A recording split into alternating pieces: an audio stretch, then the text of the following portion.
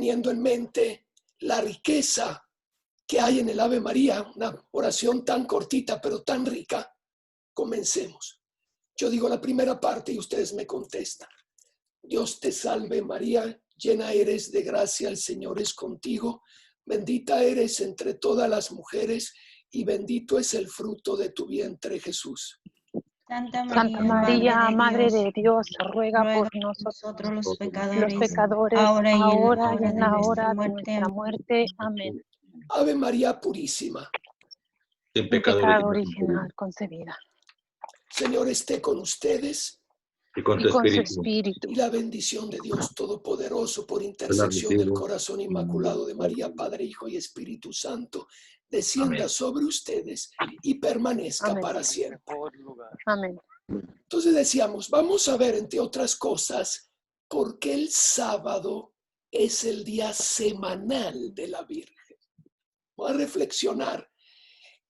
Vamos a hacer la historia de la Virgen María con un enfoque bíblico y viendo en la historia de ella los sufrimientos crecientes que la van a preparar para poder estar parada a los pies de la cruz ante su Hijo, como la nueva Eva, el nuevo Adán crucificado, la nueva Eva enfrente, así como la primera pareja desobedeció a Dios y obedeció a Satanás, y eso causó la maldición de la tierra, y eso lo vemos en el primer libro de la Biblia, el libro del Génesis.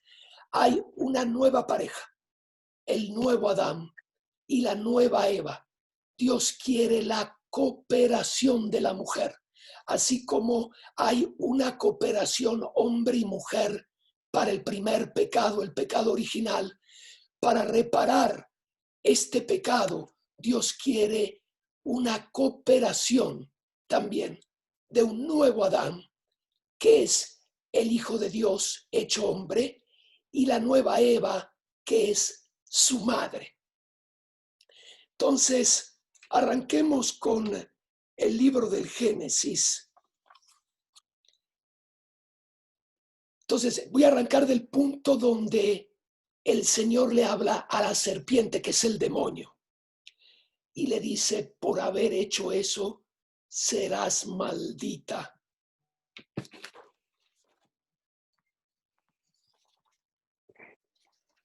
Por haber hecho eso, serás maldita. Entre todo el ganado y todas las fieras del campo. Te arrastrarás sobre el vientre y comerás polvo toda tu vida. Establezco hostilidades entre ti y la mujer. Ahora, no había hostilidad entre Eva y el demonio, porque Eva comienza esa conversación a solas con el demonio, luego involucra el hombre, entonces pecan los dos. Entonces aquí hay una amistad, hay una complicidad en la primera mujer con el demonio. Pero aquí hay el anuncio de una mujer que va a ser enemiga del demonio. Hostilidad, guerra entre ti y la mujer, entre su estirpe y la tuya. La estirpe de María es su hijo Jesús. ¿Cuál es la estirpe del demonio? Que siendo un ángel no puede tener hijos, pues son aquellos que de generación en generación lo siguen. Y la Biblia en el Antiguo Testamento está lleno. Vemos pueblos que de generación en generación tienen cultos diabólicos, satánicos, distintos pueblos.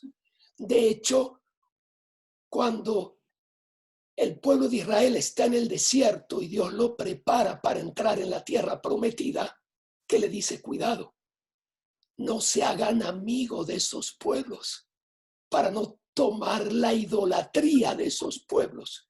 De hecho, lo que va a ocurrir, y por eso el templo de Jerusalén va a ser destruido, es que hasta van a terminar poniendo ídolos en el templo de Jerusalén. Imagínense. Entonces aquí tenemos ya en el primer libro de la Biblia el sentido de toda la Biblia. ¿A qué apunta todo el Antiguo Testamento? A la venida de una mujer y a la venida del hijo de esta mujer. Ese es el resumen del Antiguo Testamento. Todo lo que se hace, todo lo que se vive en el Antiguo Testamento es para llegar a esta mujer enemiga de Satanás y su hijo, ¿no? La estirpe de la mujer y luego los hermanos de su hijo, todos aquellos que hemos entrado en la iglesia, ¿no? Que somos todos, podemos decir, estirpe de María. Todos aquellos que hemos sido bautizados, todos nosotros somos estirpe de María, descendencia de María. ¿Qué nos hace descendencia de María? Pues lo vimos en la charla que les di la otra vez, compartir el cuerpo y la sangre de Jesús, que viene del cuerpo y de la sangre de María. No, es la alianza en el cuerpo y la sangre. Es un matrimonio que nos hace entrar a ser parte de esta estirpe bendita, que esta familia de Dios. Entonces, si ustedes piensan toda la historia del Antiguo Testamento, los 46 libros en esta clave, es una genealogía para llegar de Adán y Eva a la Virgen María. Por eso, en el Evangelio de Mateo se comienza con la genealogía de Jesús. Entonces ya del capítulo 1, ¿se dan cuenta por qué es tan importante dar la genealogía? Porque es decir, llegó, aquí se acaba el Antiguo Testamento. Esa mujer, esa enemiga de Satanás y su hijo llegaron. Ya está, se cumple. Y ahora, ustedes pueden decir, bueno, pero diácono, en el Antiguo Testamento comienza la genealogía de Adán y Eva, luego está la historia de Noé, luego viene la historia del pueblo elegido, Abraham. Claro, porque tú imagínate, si Dios te promete a la Santísima Virgen María, ahora tú puedes darle la Virgen a cualquiera. Pensemos en los personajes más importantes del Antiguo Testamento. Tú le puedes dar la Virgen María a Abraham, que pecó con su esclava y fue adúltero. Puedes darle una criatura perfecta, sin pecado original, y concebirla en el seno de Sara, que incluso accedió a que Abraham se acostara con la esclava. Puedes tú darle la Virgen María como hija al profeta David, que cometió adulterio y hizo asesinar el marido de la mujer con la cual cometió adulterio. Puedes tú darle la Virgen María a cualquier pueblo pagano que tenía cultos demoníacos, incluso ofrecían sus hijos en sacrificio a los demonios y a los dioses paganos. ¿Te das cuenta ahora el desafío que tiene Dios? Porque Dios no trata al ser humano como un robot. Tenemos que cooperar libremente con el plan de Dios. Y nosotros, seres humanos, en un momento somos fieles y en otro momento pecamos. Entonces Dios tenía que establecer una estirpe, un pueblo, para proteger una sociedad en la cual al menos una pareja pudiera proteger completamente al arca de la nueva alianza, la Santísima Virgen María. Imaginemos nosotros mismos, nuestras vidas. ¿Podríamos nosotros recibir la Virgen María como hija, que va a ser la madre de Jesús, en una familia donde el padre se emborracha, donde ven espectáculos indecentes por televisión? Imagina la responsabilidad de tener como hija a la Virgen María. Entonces, todo el sentido del Antiguo Testamento, tener un pueblo, un templo, las leyes, era para llegar a tener una Santana y San Joaquín que iban a poder proteger este tesoro del Arca de la Nueva Alianza, la Virgen María, y luego tener un hombre casto como San José, que no iba a tener concubinas como el rey Salomón, porque San José era descendiente del rey Salomón. ¿Se dan cuenta? El desafío, ¿cómo va a ser Dios esto? Y el demonio hizo todo lo posible para que eso no sea posible. Piensen los altibajos del pueblo de Israel, las aberraciones que ocurrieron. La Biblia está llena de situaciones aberrantes que ocurrieron. Hasta en la genealogía de Jesús tenemos una prostituta. Imagínense. Ahí nos damos cuenta cómo el demonio estaba muy atento de generación en generación de asegurarse que no iba a ocurrir lo que Dios le había prometido. La mujer que le iba a aplastar la cabeza. El demonio lo tenía ahí. Al pueblo de Israel de generaciones. Piensen los hijos de Jacob. Lo que le hicieron a José, el hermano.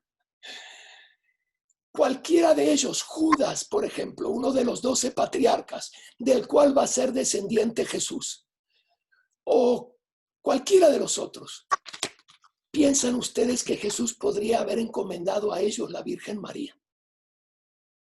¿Se dan cuenta? Pero finalmente el momento llegó. Después de del regreso, de la deportación en Babilonia, ya con la deportación en Babilonia parecía todo perdido.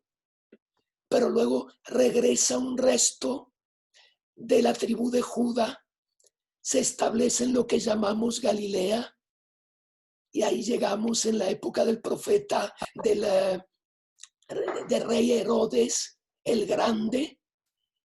Ustedes saben que los israelitas, al regreso de la deportación en Babilonia, habían reconstruido los muros, la ciudad, que los caldeos habían destruido, el templo, la ciudad, todo. Pero había un templito de Morondanga, ¿no? Pero ya cerquita de Jesús viene este rey Herodes el Grande y el hombre hace un tremendo templo. Y ese es prácticamente el tercer templo. El primero lo construyó Salomón y fue destruido. El segundo hicieron un templo. De hecho, los que habían visto el templo de Salomón, que volvieron del exilio, estaban muy decepcionados. Y ya cerca, cuando se aproximaba el tiempo del Mesías, el rey Herodes el Grande hace un templo espectacular. Desde los fundamentos prácticamente destruye el templito que habían hecho después del exilio y vuelve a ser una obra colosal. Y ese va a ser el templo que va a hospitar a nuestro Señor Jesucristo. Pero entonces volvamos a la Virgen. Entonces decíamos, por un lado, Santana y San Joaquín, esta pareja humilde en Galilea. El demonio creía ya de haber acabado con todo, pero la humildad que había en la tribu de Judá al regreso del exilio fue a favor de tener una pareja sana espiritualmente, moralmente, apartada de la corrupción de Jerusalén, que pudiera tener a la Virgen los primeros años y luego prepararla para entregarla al templo. Ya vamos a ver las etapas luego de la vida de la Virgen. Hay otro punto importante. También hacía falta poder llegar a un hombre como San José. Si ustedes ven la genealogía de Salomón, son muy pocos los reyes buenos. Ya el mismo hijo de Salomón es un sinvergüenza. El mismo Salomón al final de su vida empieza a traer ídolos y los introduce en el templo. Vamos a ver de rey en rey hasta la deportación en Babilonia, donde prácticamente ya se termina el reinado oficial. Es prácticamente un desastre. Y aquí tenemos un José que hubiera sido el heredero oficial al trono, descendiente de Salomón, que el hombre es un humilde carpintero. O sea que esta situación, en vez de desfavorecer, favoreció, porque tenemos un hombre sano que crece en Galilea, que crece en el campo, lejos de la corrupción, y es apto a proteger a la Virgen. Tú puedes darle la Virgen a cualquier hombre. Puedes darle a la Virgen a un violento que va a hacer violencia doméstica y le va a hinchar la cara. ¿Se dan cuenta el desafío para Dios? Porque Dios no obliga, Dios invita. Entonces Dios tenía que invitar a alguien que iba a tener esta capacidad cada día de ser fiel hasta lo último.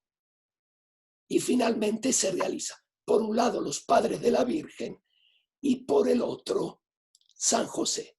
Ahora, les voy a dar un dato del Evangelio de Lucas y de Mateo que probablemente no lo saben y es algo que a mí me parece espectacular. Evangelio de Mateo, la genealogía. Hay dos genealogías, una de Mateo y la otra de Lucas. La de Mateo pone hijo de David, Salomón. La de Lucas pone hijo de David, Natán. ¿Qué pasó? Son dos hermanos.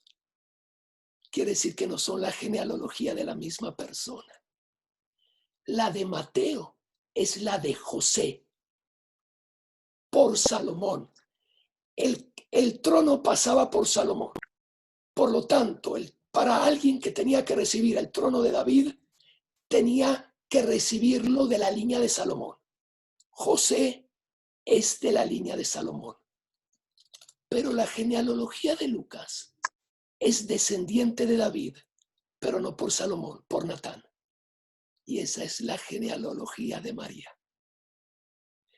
La genealogía del Evangelio de Lucas es la genealogía de Jesús de la carne, o sea, la de Joaquín, el padre de María. Y la genealogía de Mateo es la de José. Entonces, Jesús, si no hubiera tenido como padrastro a José, no hubiera sido un legítimo heredero del trono de David. Qué interesante, ¿verdad? Porque la Virgen es descendiente de David por línea de Natán, pero José es descendiente de David por línea de Salomón. Entonces se dan cuenta la importancia de la genealogía. Por eso cuando nos leen la genealogía que uno dice, oh, bueno, ¿y esto qué tiene que ver? Todo. Es por esa genealogía que tiene sentido todo lo que ocurre en el Antiguo Testamento. Porque hay que llegar a Joaquín y Ana y hay que llegar a José. Entonces aquí hago una pausa para recibir alguna pregunta. Casi son 25 minutos de presentación y vamos ahora a entrar en el vivo del tema, que es ver cómo cómo Dios prepara a la Virgen para esta misión de corredentriz, de nueva Eva. Entonces, si hay alguna pregunta, hermanos, hermanas.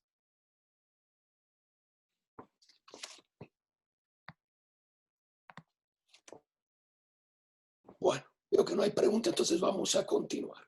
Vamos a hacer una cosa. A este punto yo les voy a compartir lo que yo medito cuando rezo el rosario.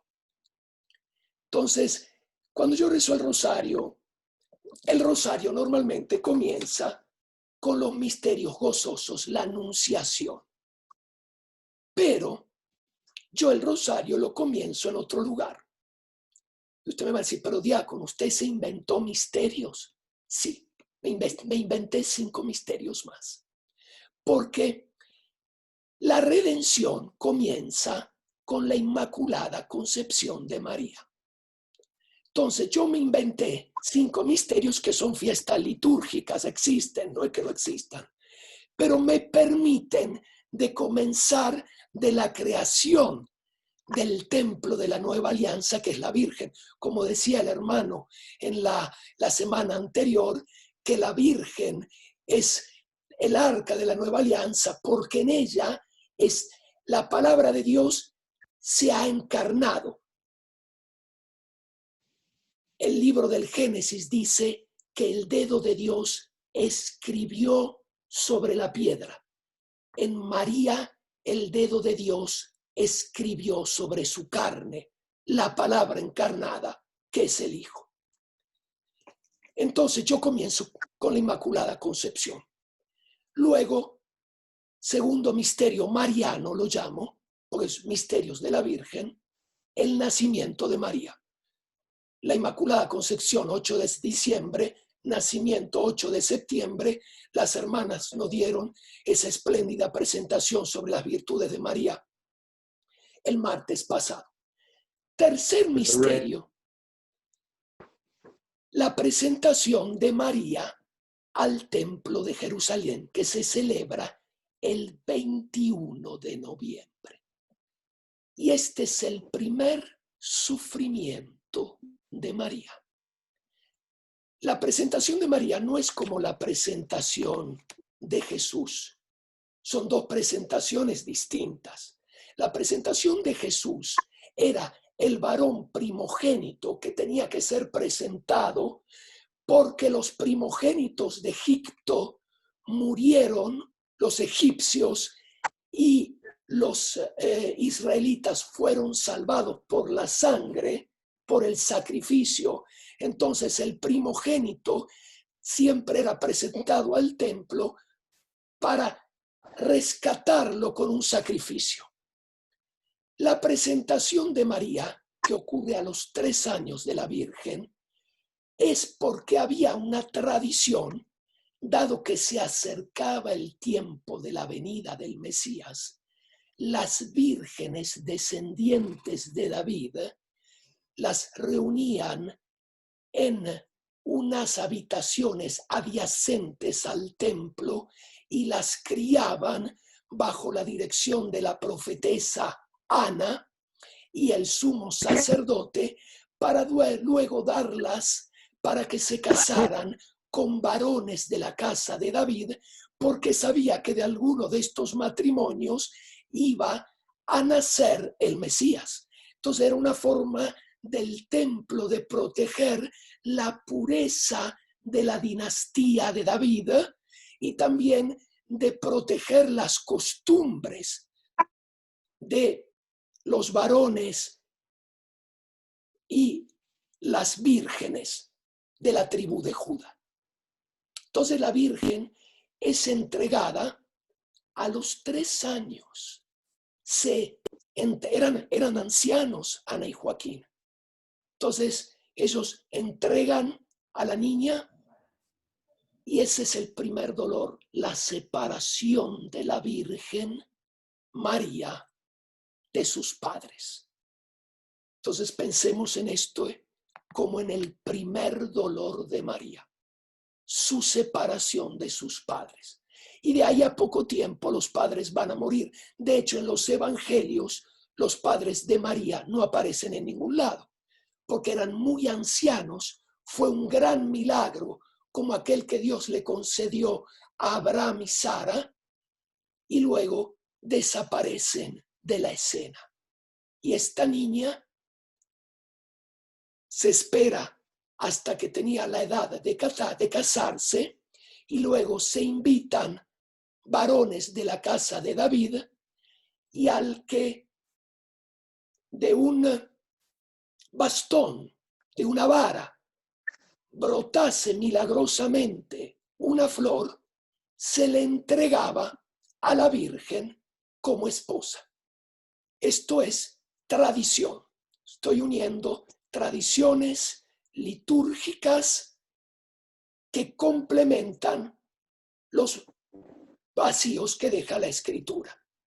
Pero implícitamente podemos entender, por ejemplo, que Ana y Joaquín desaparecen de la vida de la Virgen muy temprano, porque de hecho nunca aparecen en los evangelios.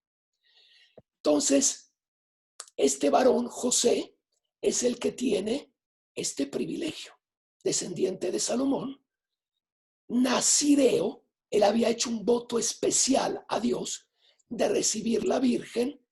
La Virgen le comparte su voto de virginidad. La Virgen había hecho un voto de virginidad para ofrecerlo como sacrificio por la venida del Mesías.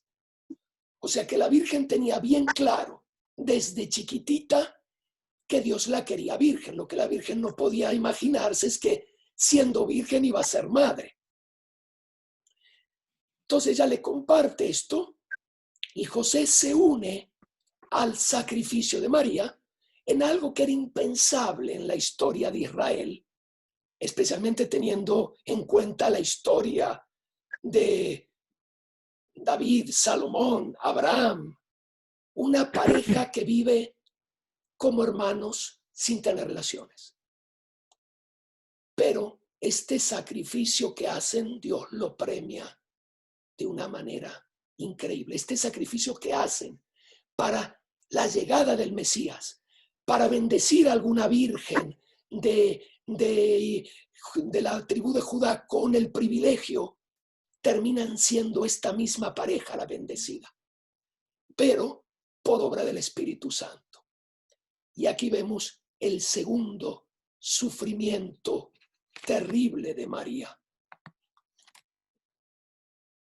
Imagínense cuando la Virgen se ve embarazada. Ahora, imagínense, la Virgen queda embarazada, pero todavía no se le nota. Va a ir a visitar a su prima Isabel, entonces va a viajar de Galilea a el área de Judá y se va a quedar hasta que nazca Juan el Bautista. Entre paréntesis, Juan el Bautista era hijo de Zacarías, descendiente de Aarón, porque era sacerdote. ¿Qué quiere decir? Que la mamá de la Virgen María, Ana, era descendiente de Aarón. Entonces, Jesús, como el Bautista, también tenía sangre levita, sacerdotal. O sea que en Jesús se unen dos sacerdocios, el de Melquisedec y el de Aarón. Cerrada la paréntesis. Entonces, imagínense cuando la Virgen regresa. Nació el Bautista y José la ve embarazada y ella no se va a justificar porque eso es cuestión del ángel. El ángel se va a encargar. Pero el ángel no lo hace enseguida. Miren qué prueba. Aquí vemos que tenemos una prueba tras otra que va preparando a la Virgen María para la gran prueba que va a ser a los pies de la cruz. Pero vamos viendo el crescendo de las pruebas que va viviendo la Virgen. Ahora es el sufrimiento de ver a José que dude de ella, que dude que ella puede haberlo traicionado. Hay fuentes de revelaciones privadas de místicos que dicen que San José perdió 10 años en esa prueba. Se le volvieron los cabellos blancos en esos días hasta que el ángel se le apareció y le dijo, es de Dios, es obra de Dios. Y se lo dijo en un sueño. Suficiente para José. Entonces, les decía, voy siguiendo la secuencia de los misterios como los medito yo, la Inmaculada Concepción, el nacimiento de María. Luego, la presentación de María al templo, la santa muerte de Santana y San Joaquín, la elección de San José, el anuncio del arcángel Gabriel a María, ya lo vimos esto, la visita de María a su prima Isabel, el nacimiento de Jesús. Lo catalogamos como misterio gozoso, pero ustedes se imaginan el sufrimiento para José, descendiente de David, sabiendo que María iba a dar a luz al Redentor, el que le da el cumplimiento de todo el Antiguo Testamento, y no encontraron un lugar, un motelito donde poder hacer nacer al Hijo de Dios. Y la Virgen lo tiene que dar a luz en un establo. Pueden imaginar qué sufrimiento para la Virgen. No por ellos, porque eran gente humilde, pero ellos sabían a quién estaban dando a luz. Entonces, esto también, un sufrimiento más en esta preparación.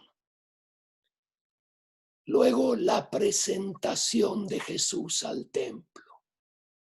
Y aquí está la profecía de Simeón, ¿se acuerdan? Una espada atravesará tu corazón. La liturgia de las horas que rezamos hoy, el San Bernardo habla. ¿Cuál es esta espada? Y lo vamos a ver ahora yendo más adelante. Es la lanza. Jesús no siente la lanza porque ya había muerto. ¿Quién siente esa lanza clavada con violencia en el costado? Que dice Santa Brígida que prácticamente sale del otro lado del cuerpo de Jesús de tan fuerte que la pegó Longino. Esa lanza es la espada que atravesó a la Virgen. Sola. El Hijo había ya muerto. El pecado original lo comienza sola. Y la historia de la redención en la cruz, la mujer, la enemiga de Satanás, la va a terminar sola. Ella sola, ante el Hijo muerto, sufriendo esa lanza y manteniendo la fe en la resurrección, cuando todos los demás prácticamente habían escapado. Bueno, pero rebobinemos, eso lo dejamos para después. Rebobinemos. Luego, tienen que huir a Egipto, el estrago de los inocentes. Ante todo, ¿se imaginan el sufrimiento que le causó a la Virgen saber de todas esas madres que en Belén les habían arrancado de los pechos a sus hijos y los habían degollado? Sentimiento de culpa, dolor. Ella escapa porque su hijo va a ser el cordero víctima, que va a redimir también esos niños inocentes. Pero el dolor que sufrió sabiendo la noticia y tener que ir a Egipto, tierra idólatra, tierra de pecado. José, la virtud de José va a ser probada en esta tierra pagana. José era un hombre libre, Dios no lo obligaba a ser fiel, las mismas pruebas que los hombres de hoy en un mundo pecaminoso como el nuestro. Igual el mundo de Egipto en aquella época, mundo pecaminoso, y la tentación que rondaba. Y José, que tenía que mantenerse firme por su propia virtud, cooperando con la gracia de Dios, pero sin que Dios le pusiera un revólver. ¿Se acuerdan lo que decíamos? Dios tenía que escoger un hombre que no iba a caer. Imagínense qué desastre hubiera sido si este hombre hubiera traicionado a María, la hubiera dejado y ahora María ahí se queda sola y con el hijo. Imagínense, podría haber pasado porque Dios no le puso un revólver a José. ¿Se dan cuenta? Este entretejido entre el trabajo, la providencia de Dios y la libertad del hombre. Toda la historia del Antiguo Testamento es así, hasta llegar a la pareja que Dios sabía que a pesar de todo el pecado que había en ese mundo, estas personas no le iban a fallar. Luego el regreso a Galilea cuando Herodes muere, y la vida de sacrificio, la vida de familia. ¿Y cuál creen usted que a este punto va a ser el sufrimiento siguiente de María?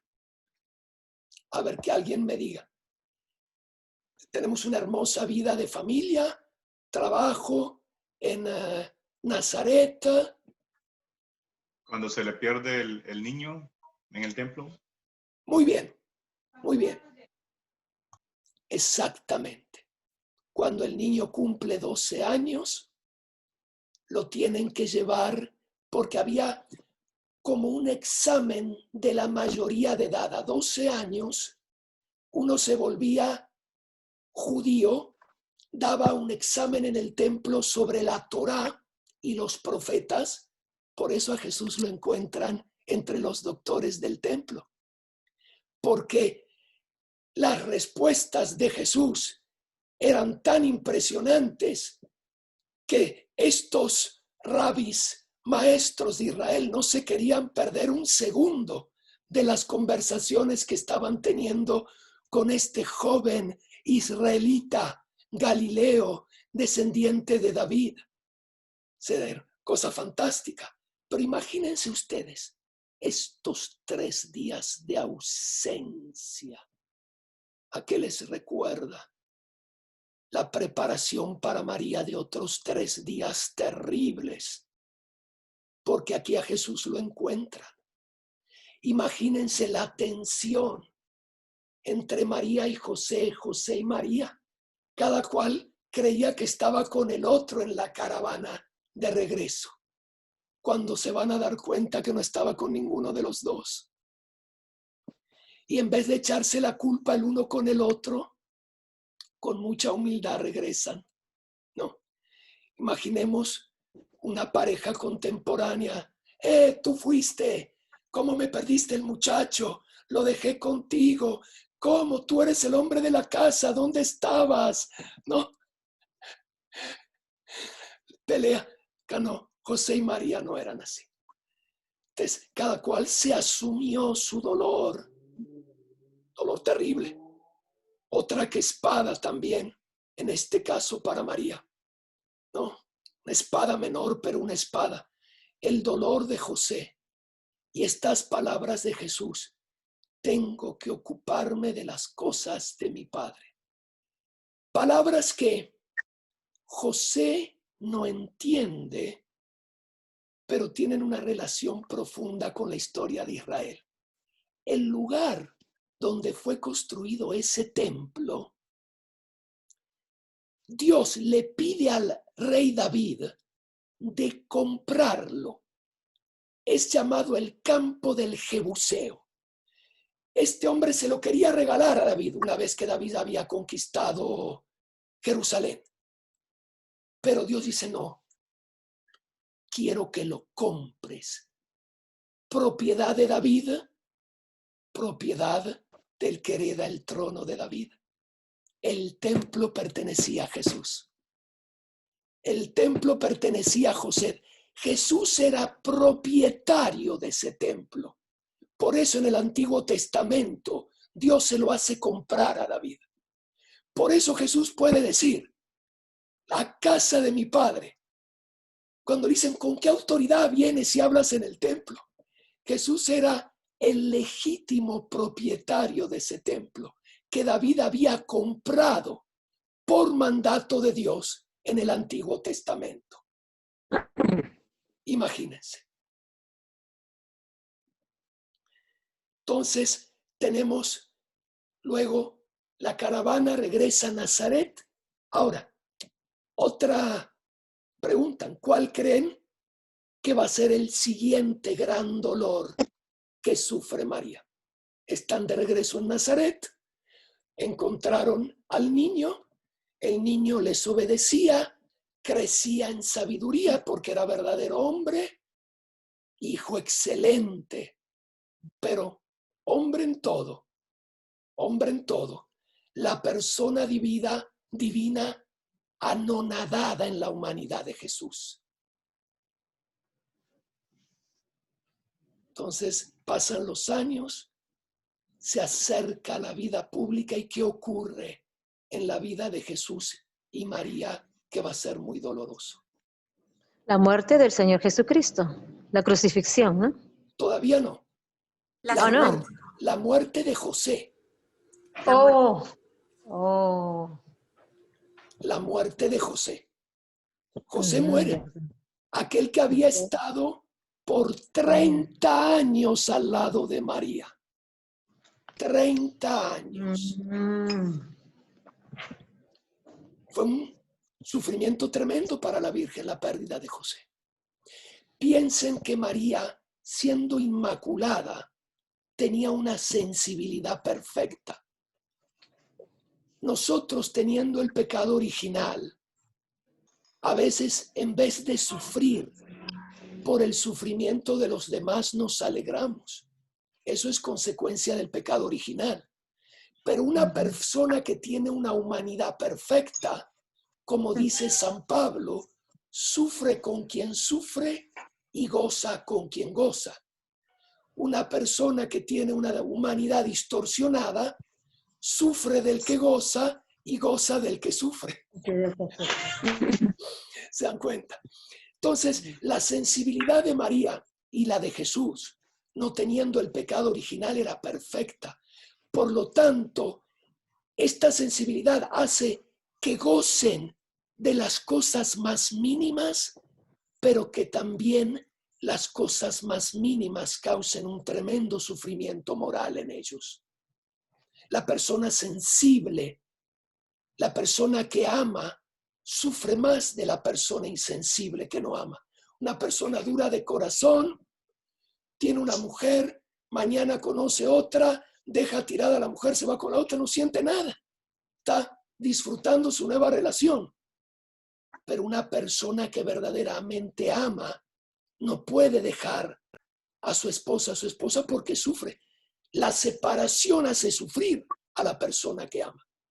Si esta persona es todo amor como María, imagínense lo que fue la pérdida de José.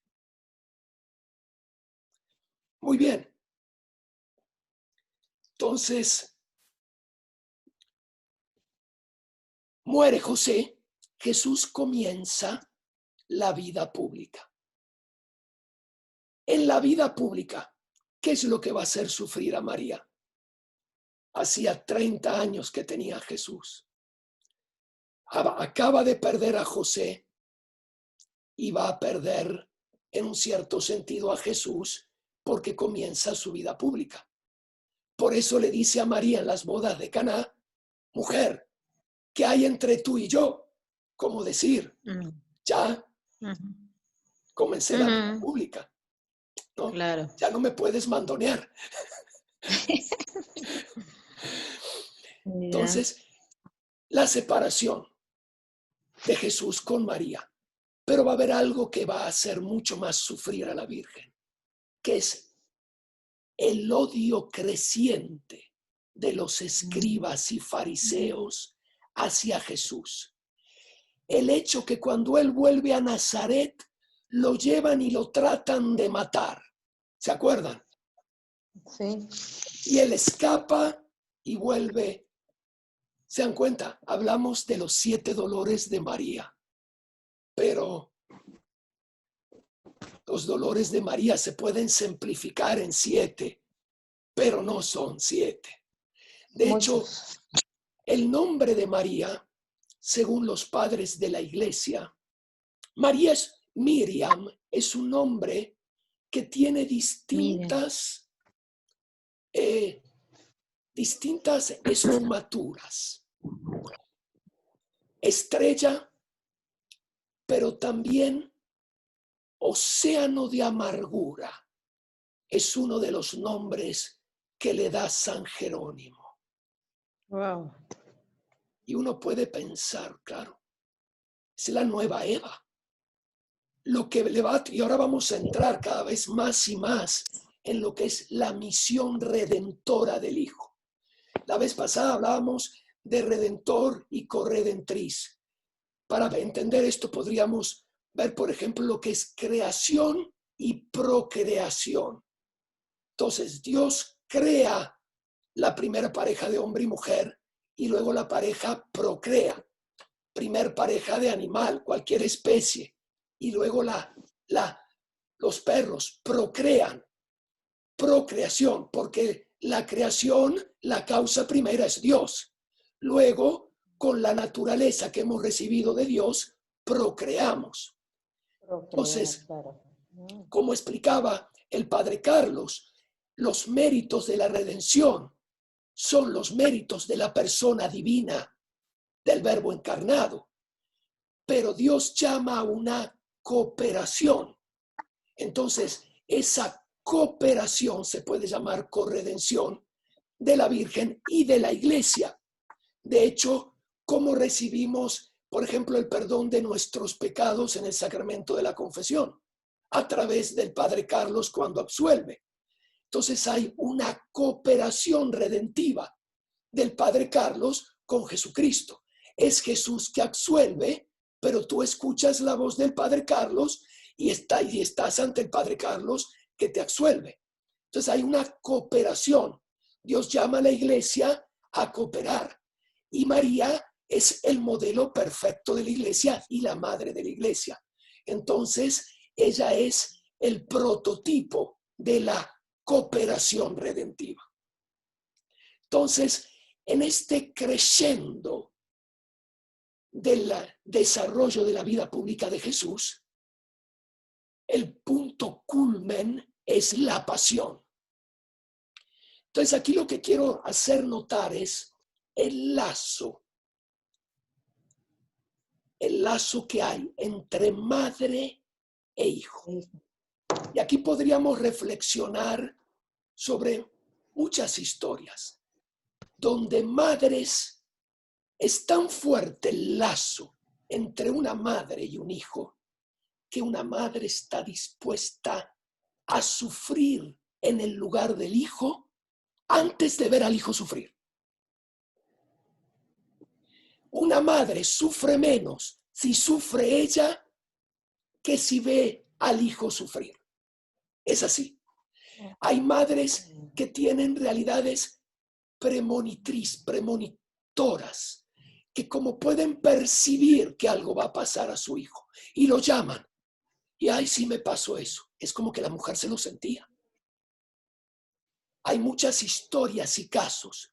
Es como un nervio que une el corazón de la madre al corazón del hijo. En el caso del corazón de María, sin pecado original, este nervio es pura sensibilidad. Entonces, todo lo que Jesús sufre a partir de la última cena, el Getsemaní, todos los misterios dolorosos, hay una compenetración de María. La Virgen María preferiría ella ser flagelada. Sufriría menos. la Virgen María preferiría a ella tener la corona de espinas. La Virgen María preferiría a ella recibir escupitazos, tirones de cabello, empujones, insultos. Ella preferiría estar en el lugar de su hijo. Ella preferiría cargar la cruz en la Vía Crucis. Ella, no pudiendo tomar el lugar de su hijo, sufría más, no sufría menos como madre. Como madre. ¿Se entiende esto? Ella hubiera preferido que la crucificaran a ella en la cruz y no ver al hijo crucificado. Se ve aquí la compenetración de María. Y luego la conciencia redentora de María.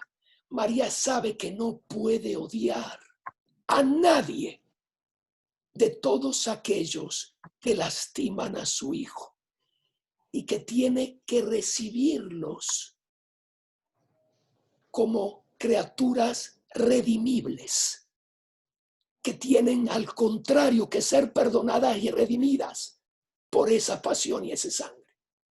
Eso no es fácil. Pónganse ustedes en lugar de María, pongan a su hijo en lugar de Jesús, ¿no? Y una mujer salta como una tigre. Las mujeres, cuando tienen que defender a sus hijos, sacan fuerza de donde no la tienen y se vuelven más fuertes que los maridos. Y la Virgen, en vez, tiene que entregar ese corazón a los verdugos. Eso es algo heroico. Eso es un acto heroico de María. Tú le clavaste a Jesús la lanza y le dices, quiero ser parte de la Iglesia Católica. Ven, hijo, ven. Mi hijo ha muerto por ti. Uno de aquellos blasfemos, aquellos romanos que se burló de él, que le puso la corona de espinas, que lo escupió y le pegó en la cabeza. Madre, quiero entrar en la iglesia de tu hijo. Eres mi hijo. Soy tu madre. Esa es la Virgen María. ¿Se dan cuenta? Entonces, aquí vemos, esta es lo que llamo la compenetración, la comunión de María a la pasión de Jesús. Dice San Bernardo en la liturgia de las horas de hoy, mártir. La Virgen es una mártir. Dice San Agustín, la Virgen muere en vida. A Jesús lo matan. La Virgen vive y está muerta, porque vive la muerte de su hijo. Y ahora la pregunta que le hice al principio la voy a contestar. ¿Por qué decimos que el sábado es el día de María? Entonces, pensemos el final del viernes. Jesús muere en la cruz. La Virgen recibe el cuerpo. Por primera vez no está más con ella. Está muerto, lo contempla muerto. ¿Qué es lo que viene ahora? El sábado. ¿Cómo va a vivir la Virgen María ese sábado? Acordándose todo lo que vivió el viernes. ¿Qué es lo que va a haber en la memoria de María el sábado? Lo repito. Todo lo que la Virgen y lo que Jesús vivió el viernes es lo que está en la memoria de María el sábado. Y todavía no resucitó. El sábado es el día más doloroso de toda la existencia de la Virgen María. Y es el día de la fe. En ese océano de dolor, Miriam, en ese océano de dolor, ella cree que el día siguiente va a resucitar. Ella es el dolor total, pero también la fe total. Los apóstoles ya ni se acuerdan que Jesús dijo que iba a resucitar. Se escaparon, se fueron. Pedro, los demás. Yo, después de una realidad tan intensa como esa realidad tan intensa, la Virgen María la vivió con la intensidad máxima, pero nunca perdió la fe en la resurrección. Se acordaba plenamente, sentía dolor, puro dolor, pero su alma creía que su hijo iba a resucitar porque lo había dicho. Creía plena, totalmente y absolutamente que su hijo iba a resucitar. El Viernes Santo, ¿dónde estaba la iglesia que creía en María? La iglesia que creía el Sábado Santo es la Virgen María. El día de María. Por eso deberíamos rezar los misterios dolorosos el sábado, porque la Virgen, ¿qué es lo que tenía en la mente? Toda la pasión, repasaba en su mente toda la pasión, pero con la absoluta certeza que la palabra de su hijo era verdadera, porque es la verdad y él iba a resucitar el día siguiente. Entonces, con esto vamos cerrando el tema sobre la compenetración de María con los dolores de su hijo. La nueva Eva, el nuevo Adán. Ahora, si tienen alguna pregunta, veo a Isidro con Graciela. Graciela, ¿estás en Estados Unidos? No. En México. Ok. Estamos en México, sí. Felicitaciones. Saludos. Dios me los bendiga. Gracias. Padre Carlos. Qué bueno verte, Graciela. Graciela. Abrazos, muchos también abrazos. a Isidro, a la mamá de Isidro, que también por allí la conocí una vez. Qué bueno, Sí. ¿verdad? Que me alegra mucho verlos. A mí también, Igualmente. muchos abrazos. Que ser juntos.